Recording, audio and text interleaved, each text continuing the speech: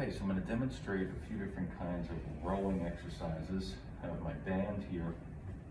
You can see the way that I have it attached to the machine is a little bit high, meaning the attachment point is a little bit higher.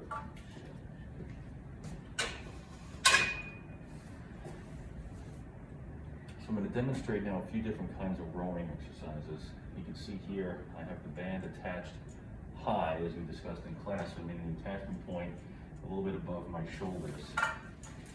And what that allows for is as I row, I'm pulling, you can see that downward trajectory.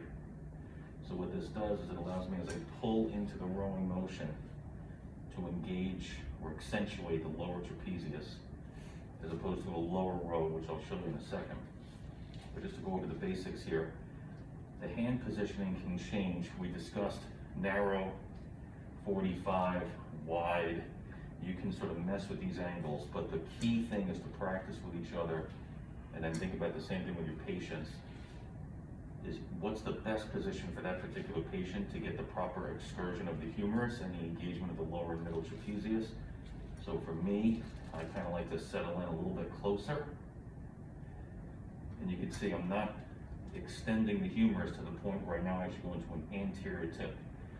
I'm rowing, engaging the middle and lower traps, nice posterior tip. I'm only extending my humerus as far as I have to in order to achieve that position. You can turn it into a little bit of a reverse fly. You can do the W shape. There's a few different ways you can do this, but I just want you guys to get used to the idea of experimenting with these different positions and figuring out which helps you engage the middle and lower traps the best. Remember that the farther away you go from the body, in general, the more difficult it's going to be. So, in other words, to engage your middle trapezius, this motion is probably going to be easier than that motion. Think of the leverage that weight has against my middle and lower traps as I extend out. So you think of it from a physics standpoint. So those are the basics of rowing type exercises.